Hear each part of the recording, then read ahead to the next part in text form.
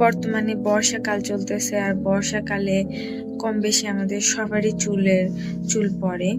আর যেহেতু আজকে আমি বাইরে যাব, সো ভাবলাম যে একটা হেয়ার কেয়ার করা যাক আর তোমাদের সাথে শেয়ার করা যাক। অনেকদিন ধরে হেয়ার কেয়ারের কোনো ভিডিও আপলোড করা হয়নি, সো ভাবলাম যে আজকে এগুলো করা যাক।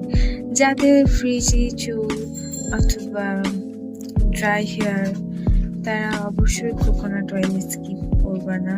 কোকোনাট অয়েল অথবা যার চুলে যে তেলটা স্যুট করে, সো সেটা ইউজ করার চেষ্টা করবা। আমার চুলে কোকোনাট অয়েলটা বেশি স্যুট করে, coconut oil, olive oil, so that আমি coconut oil, olive oil use করে ট্রাই করি। আজকে আমি কোকোনাট অয়েল ইউজ করতেছি। আর অবশ্যই তোমরা যদি তোমাদের কারো চুল পড়ার সমস্যা থাকে যে একটা তেল দিয়ে হচ্ছে না, দেন তোমরা অবশ্যই অল্টারনেটিভ আরেকটা তেল ইউজ করার ট্রাই করবা। অ্যান্ড দেখবা যে কোনটাতে তোমাদের চুল পড়া কমে, সেটা ইউজ করার চেষ্টা করবা। অ্যান্ড আজকে আমি কোকোনাট অয়েল ইউজ করতেছি। হেয়ার অয়েলিং এর সাথে সাথে তোমরা চেষ্টা করবা একটু হেয়ার ম্যাসাজ করতে, এতে আমাদের চুলের ব্লাড সার্কুলেশনটা বাড়ে অ্যান্ড চুল পড়া অনেক অংশে কমে আসে, হেয়ার গ্রোথ হয়। So let's get started.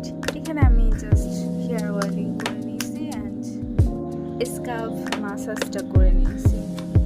That's it.